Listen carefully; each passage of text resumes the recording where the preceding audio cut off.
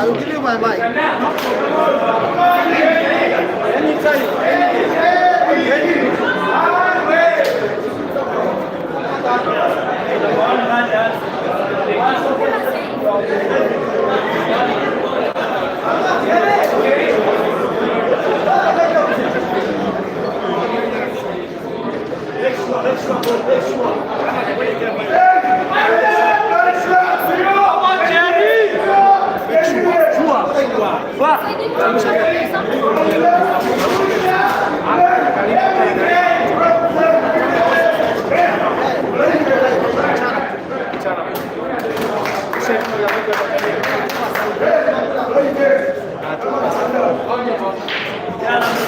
Mapambano yanaendelea.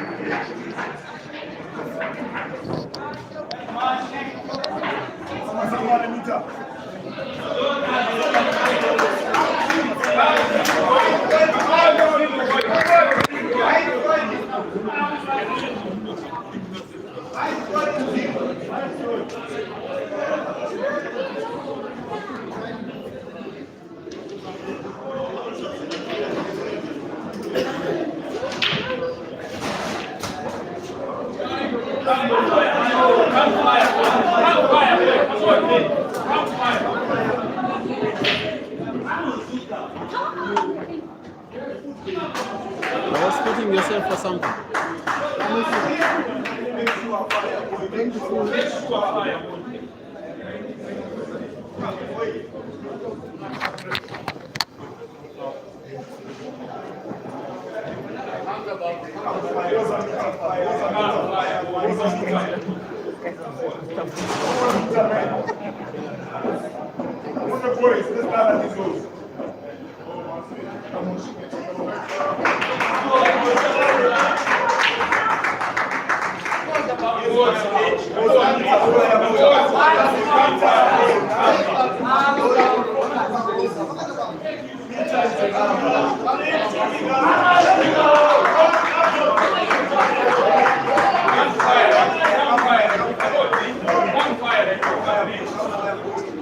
More fire, more fire, more fire, more fire.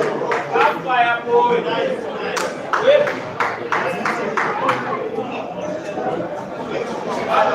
Come fire, boy.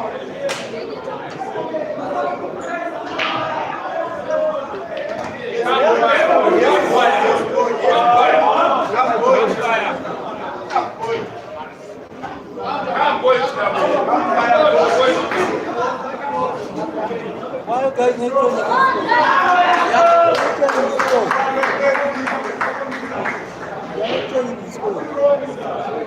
There, they got another one there. Come to boy now.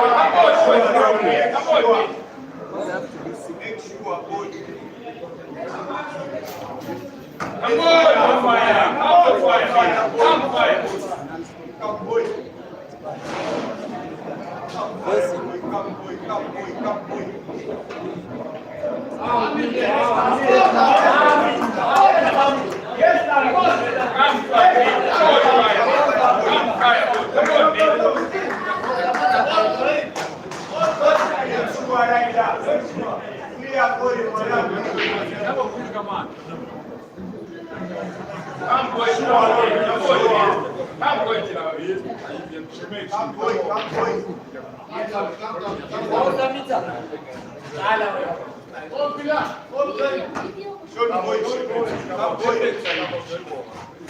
Come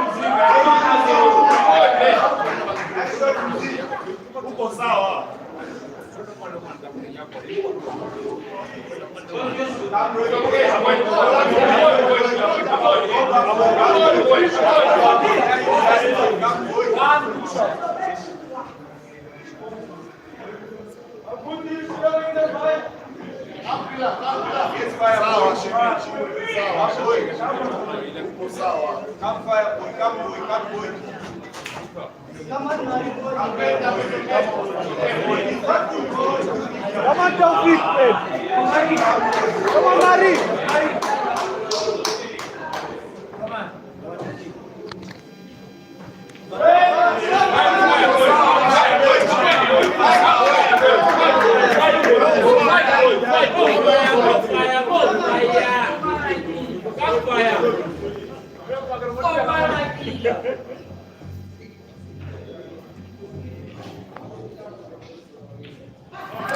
Comment section, microphone check.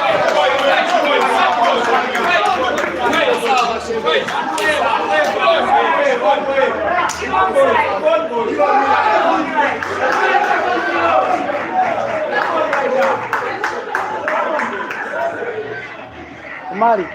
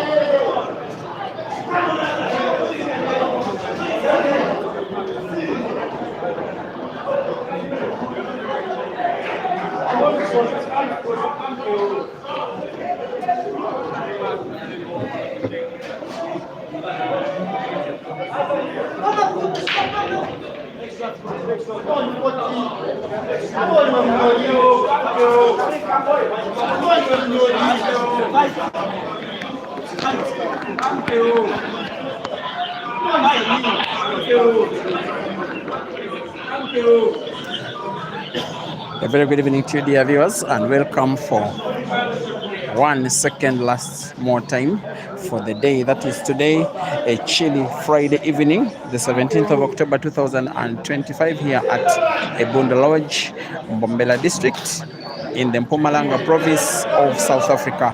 It has been a great competition.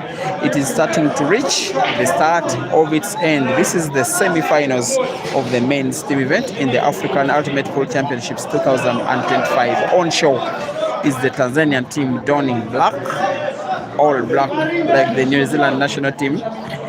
They are having 3 against the Ugandan team donning red, yellow and black, which are their national colors, meaning that it is an official national team and they are on 1. The race is 13 for a place in the final to take on the South African team, because it is 2 South African teams that are versing each other in the semi-finals. Now it is South Africa 1 versus South Africa 2. The match that is live on Break and Fish Live Facebook, but for this audio it is being shared on 2 YouTube channels, that is Mchana Pool Club as well as Peter Chove Live, to present to you the commentary.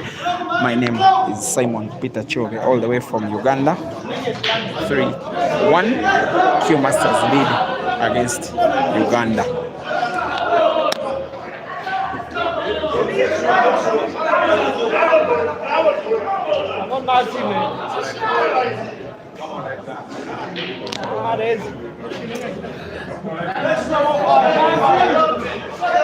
Make sure, boy. More fire, make sure. More fire. Come on, fire.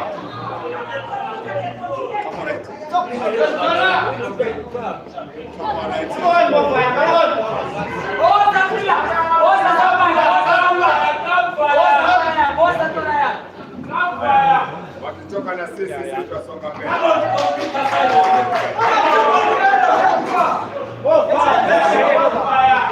Let's go. All of them Leta goli, leta goli. Leta goli. Leta goli.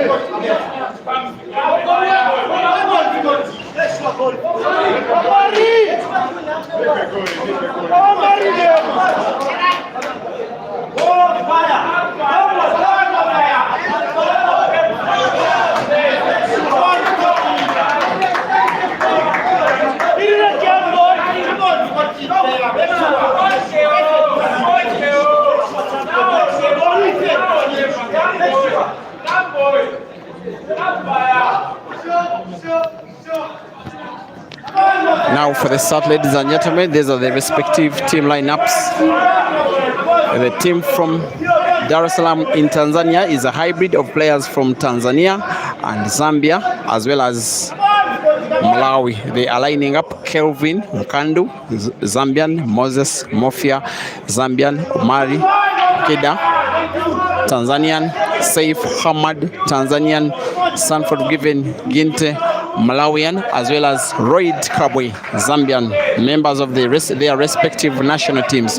While the Ugandans are lining up: Azali Lokomwa, Ibrahim Sejemba, Caesar Chandiga, Simon Lubula, and Joseph Kasozi, with the possibility of having Ibrahim Kayanja, Rashid Wagaba, and Ian Kazwe as substitutes. 3-3. The table in front of you has the Zambian Kelvin Mkandu on the verge of winning a frame to make it 4-3 of Uganda.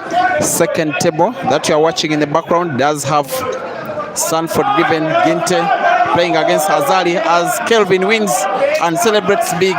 They know these teams that they have perhaps equal chance of taking down each other because of the relative strength of their players.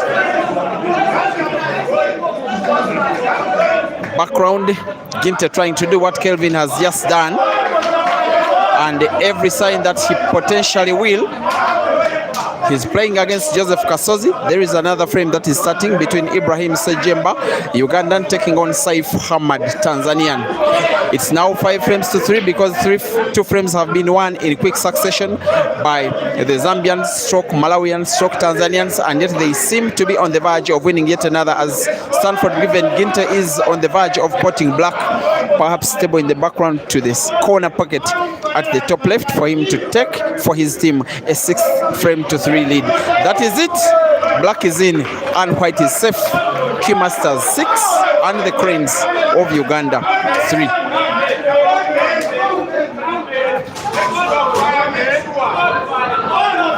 In the background, Saif Hamad is taking on Ibra Sejemba. Maybe you can only watch that one when you zoom. The one that you are going to be watching very clearly is going to be played between Moses Mofia of Q Masters wearing black. He's going to be taking on Joseph Kasozi of Uganda wearing red, black and yellow.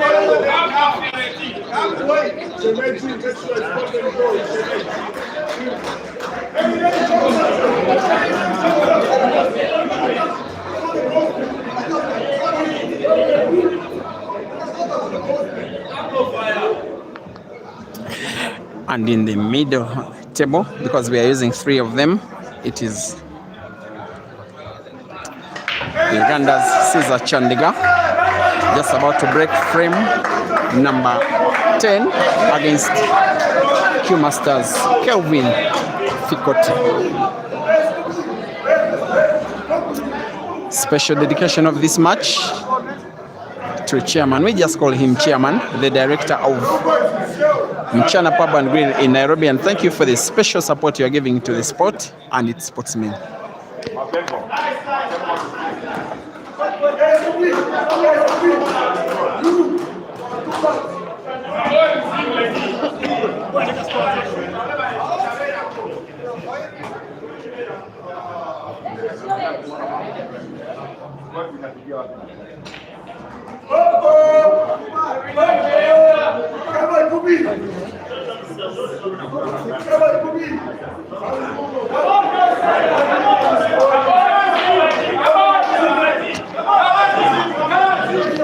Meanwhile, Africa's first edition of the Ultimate Pool Championships is proudly organized and sponsored by Ultimate Pool South Africa. And then in the meantime, special thanks to My Day Brands for today's stream.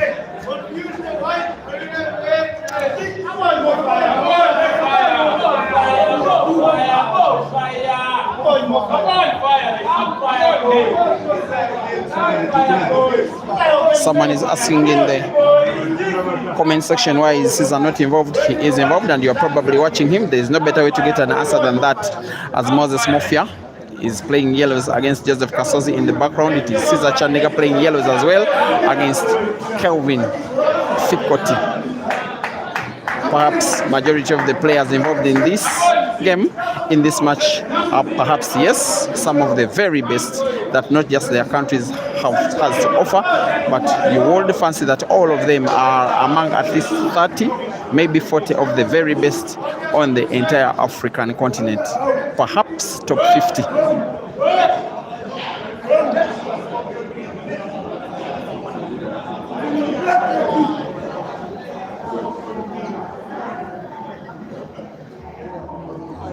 Lexton Selezi asking about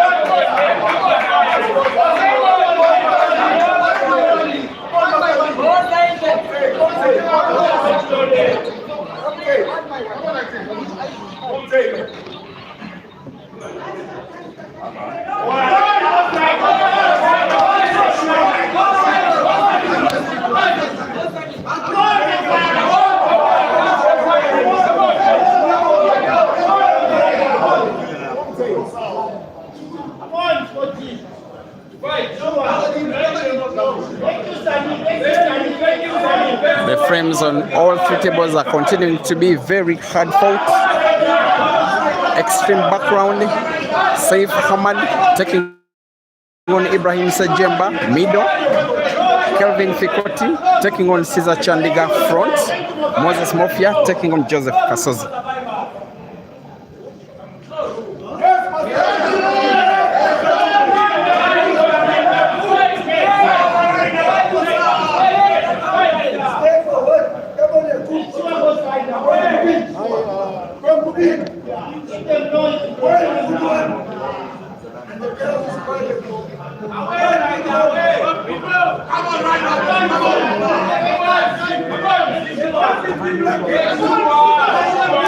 There is claim of a foul here.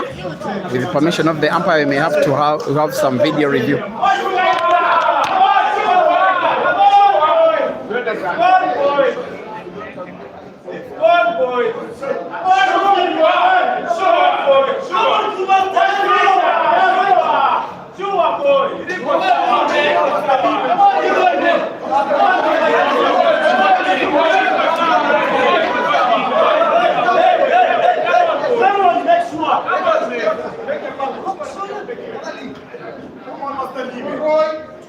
One good shot, guys.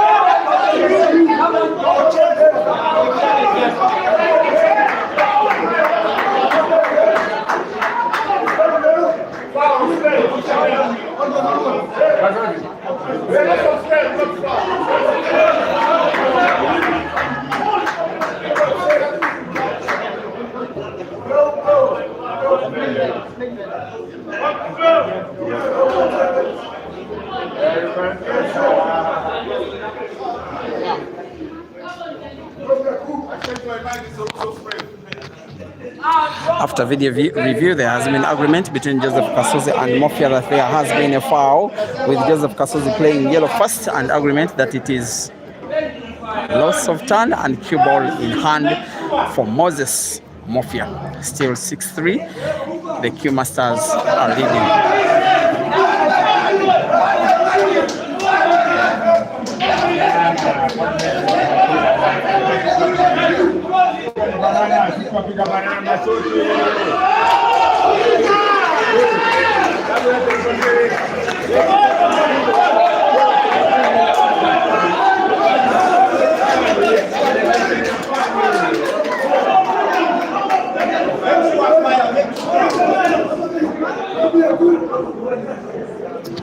And in the meantime, the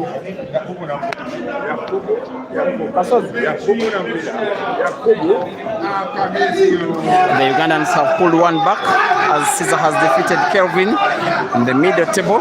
It is now Royd Kabwe from the Q Masters taking on Hazali from the Ugandan side. 6 frames to 4. The Q Masters still lead.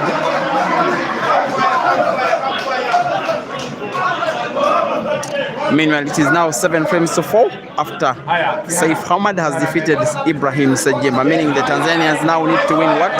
5. The Ugandans still have to win 9.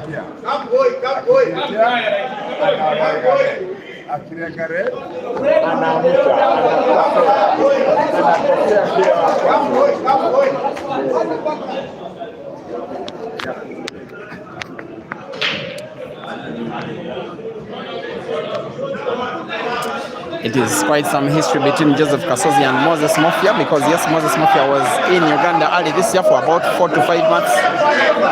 He did play in so many of Uganda's comps. He did play in the Ugandan league with the team that is Upper Volta. They were big rivals with Joseph Kasozi's Roxbury, so they have history between themselves. Though I don't remember the two having a tournament between themselves, let alone a money match. Middle table has Royd taking on Hazard.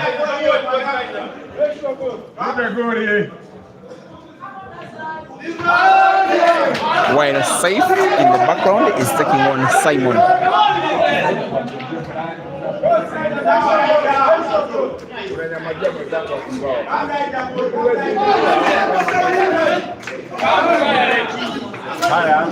Moses Mafia has fouled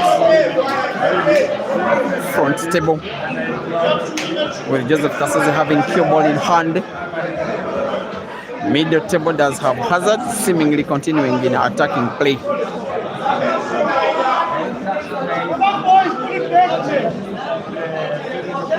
Against Royd, while background table does have Saif Hamad in attacking mode against Simon.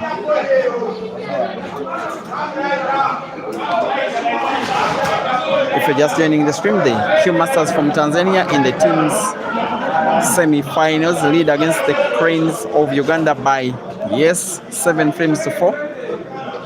As Joseph Kasozi looks to be on the verge of pulling yet again one back for the Ugandans. His teammate Hazard is in the middle table. One of the few times that those two players are having the same exact intention. It is Joseph Kasozi now pulling one back for the Ugandans. Maybe the first time they are winning 2 frames in a row, perhaps in the whole of the match. Still Tanzania in the lead. Ugandans fighting hard as can be. By the way, to reach this level, they did top the group stages and did have the best result in the quarterfinals. But now all that doesn't matter. What will matter is which of these two teams will be the first to 13 frames. 7 frames to 5. Q Masters lead.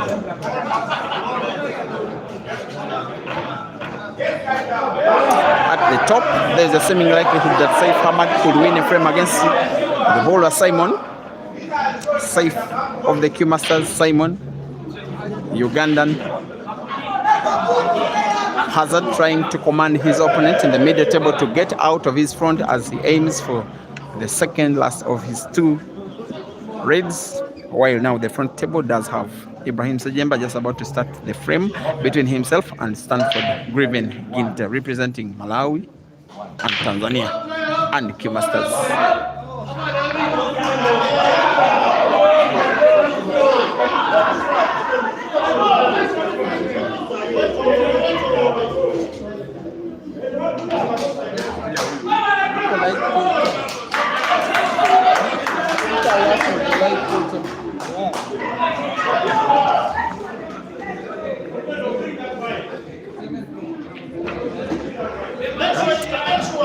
Now, if Ibra wins the frame he's playing against Ginte on the front table, it will be the first time that he will have defeated the Malawian. All other times have been won. Oh no, it will not be the first. It will be the second, but just 2 frames. Of course, these two teams faced off in the group And yes, the frame between the two was won by Ibra. It was the first victory. This match represents Ibra's second chance to defeat Ginte, but only in a one-frame playoff.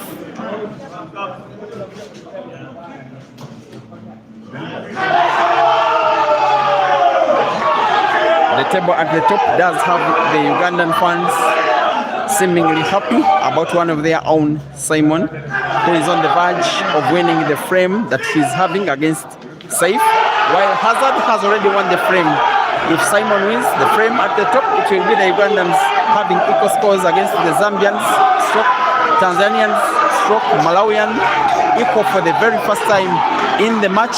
It is Q Masters 7 and it is Uganda 7.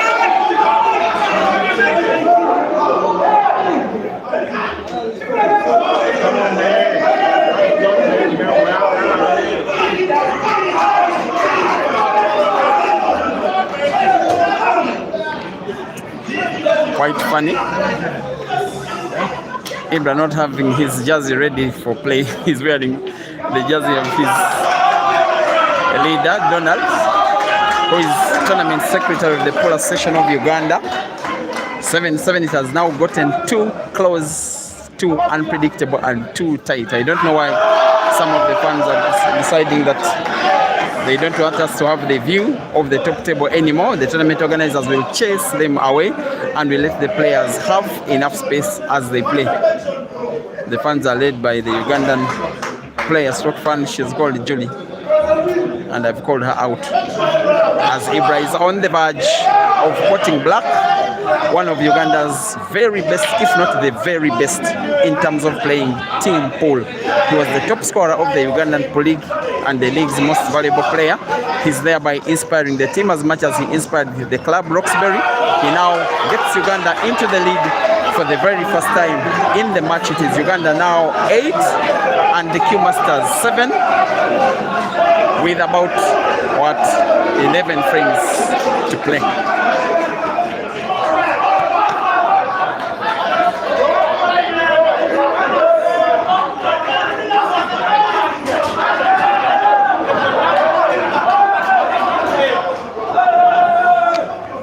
For the very first time, Hazard is giving encouraging words to Kasozi. You are listening from someone who has seen them for so many years. It is the very, very first time that I have ever seen that. That one is one of the moments for me of the match. Though it doesn't exactly get related to the balls being put on the table, I like the sportsmanship from Ginter deciding to have a handshake with his opponent before playing off frame number 16. Frame number 17 is between Caesar Chandiga middle table. He's taking on Saif Hamad. The other frame is at the top table between Simon Ndogulwa and Moses Mofia. Everything is tense. Everything is tight. Everything is compact. What looked like a match that the Q Masters were going away with is now a match heavily poised in the balance. Could go either way. Hopefully for the Q Masters, they've not played themselves out of confidence.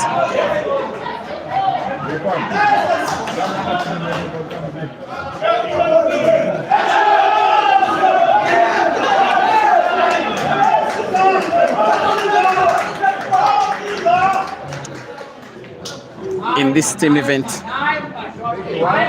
you will struggle to get who has been the best player for the Ugandans.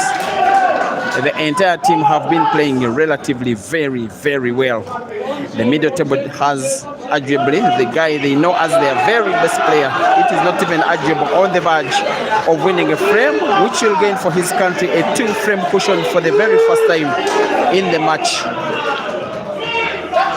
He has that kind of electrifying popularity that moves along with him everywhere that he goes.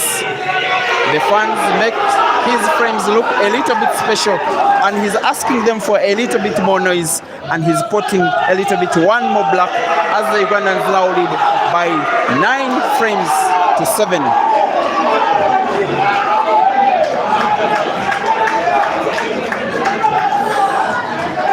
Remember the last big African comp that had a team event where it was won by the team from Uganda that were Roxbury, who have the biggest majority of the players that make this national team that is taking on players from 3 different national teams.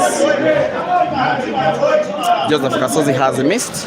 There comes the opportunity for Stamford Given Ginter to win a frame after losing 2 of the last 2. Here comes Ginter, having 6 yellows on the table. Joseph Kasozi 1 red. Looking at the complexion of the frame, you just think that Ginter is having somewhat the upper hand, and there comes with a big snooker. Middle table does have now Kelvin Kandu Fikoti to take on Hazard Lokoma, while the table at the top does have Simon Lugora taking on Moses Mofia. Now there was some bit of verbal artillery between Hazard and Kelvin when Kelvin made that tour of Uganda, winning so many of the money matches against some of Uganda's top teams, top players. Hazard nicknaming him the junior officer, a name that Kelvin has failed to get away with because fans like to call him so. Responding to Hazard, saying that call me, I'm a junior officer, you are a recruit. Joseph Kasozi has recruited the cue ball the best possible way towards the black, which is getting the Ugandan team have a 3-frame lead, not a 3-frame lead, it is a 4-frame lead, because the same time Kasozi was potting black, Simon Ndugula was doing exactly the same. It is now 7 for the Q Masters from Tanzania, stroke Malawi, stroke Zambia, and 11 for the Ugandan Cranes. They are exhibiting poetry in motion on 3 tables all at the same time, demonstrating their mastery of team pool. 11 for Uganda and 7 for Q Masters.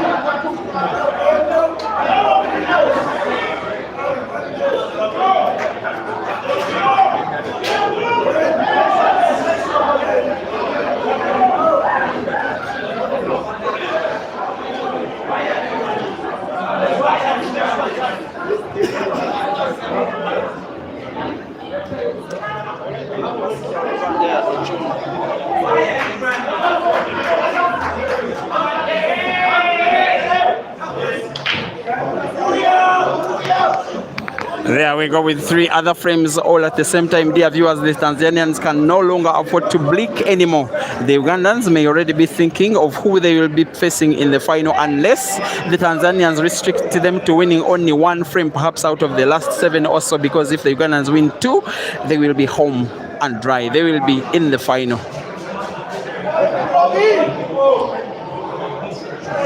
Special thanks to the management of Q Masters, Boss Ntengo, for always making sure that these young men get a chance to compete, even though it requires that you get players from neighboring Tanzania and Malawi. Also, special thanks to the Pool Association of Uganda for working with the National Council of Sports, ensuring that the Ugandan team gets to participate in the event. Special thanks to Ultimate Pool South Africa for organizing and being pregnant with the idea to have the African Ultimate Pool Championships happen in singles and team events for the very first time.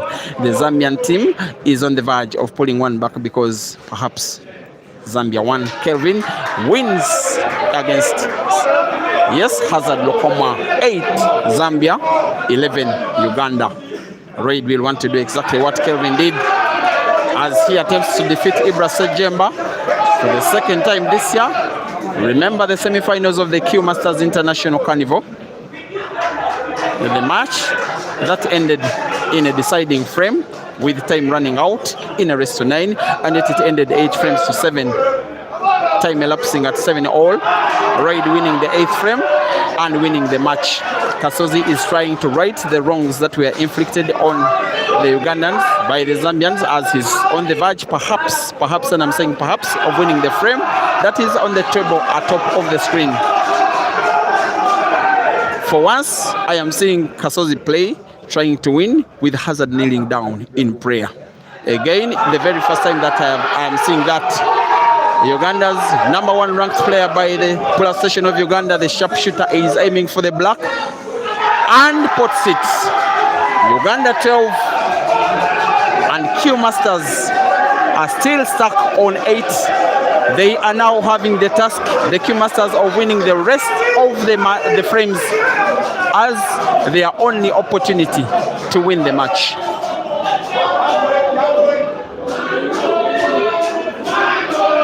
They are chanting one more. They are seeing their way to the final. They do have some very good fan base even here in South Africa. After all, not being conflicted, Ugandan pool is the best publicized pool on the African continent. They play a league that is national in nature and other leagues that happen across the regions of the country. A format that is making them very competitive, most especially in team pool. Their national team is likely to perform better in the team event, although they are already good players in the singles.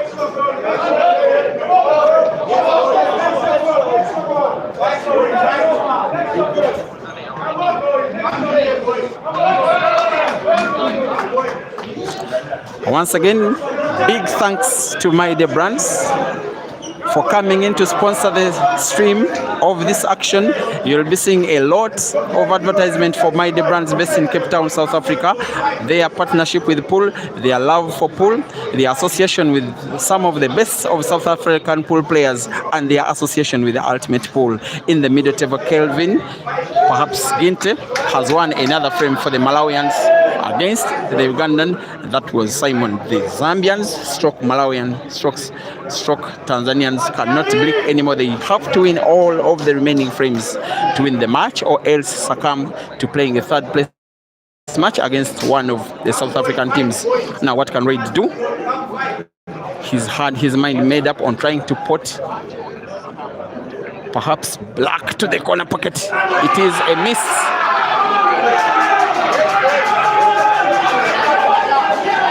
Is where Ibra's decisive mantics come into play.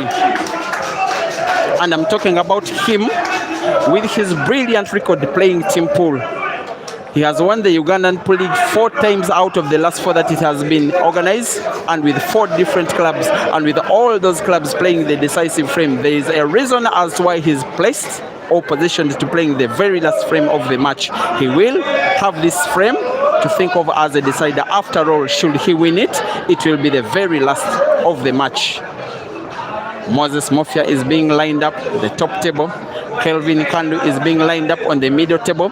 If Ibra wins the frame that he's playing, all those frames will be inconsequential because it will be victory for the Ugandans.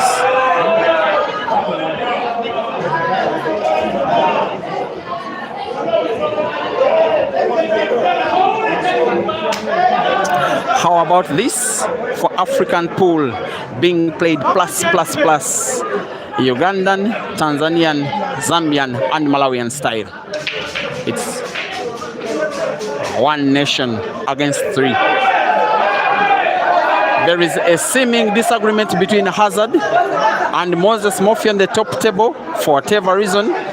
The balls have been grabbed by Mofia. I don't exactly know for whichever reason. The Ugandan technical team asking Hazard to cool down, letting Mofia do the arguing. Perhaps Hazard is saying, I don't want to play because I know that my club captain is going to defeat your guy at the front table. Hazard, the praise of Hazard taking the foil today. The Ugandan team round the middle table. They trust Ibra. They know that he has more than what it takes to win the frame that is on the front table, to win the frame and the match and take his team to yet a second final in a row. And I'm meaning the first team being the Roxbury team that was at club level. This time trying to do exactly the same on the international scale. This one is the world be worst of the 3 balls left on the table. Most important shot of the match, and it's in at this level with a player of this stature and experience and quality. I always say that the rest is a formality.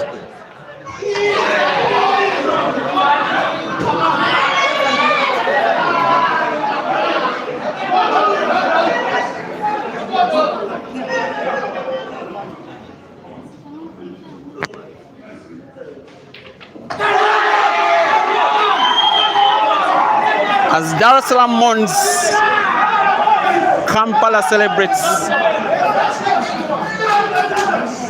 Ibra will relax. Mafia will come into play, try and deconcentrate Ibra. That one is some kind of unsportsmanship, but it won't mind because Ibra wins and Uganda wins.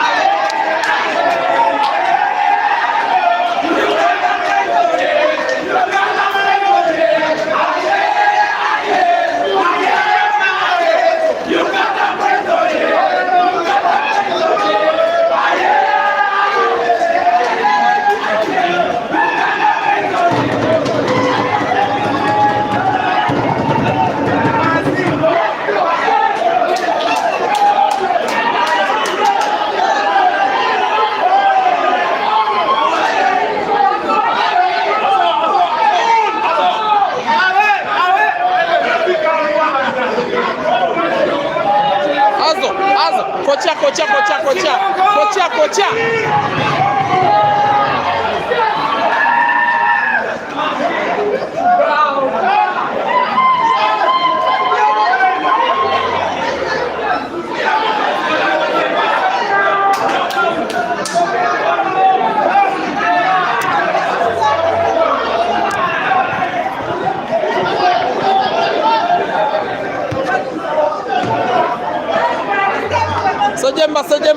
Sojemba. Thank you so much,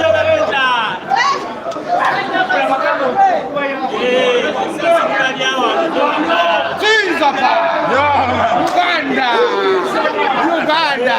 Uganda, we are here. Ole!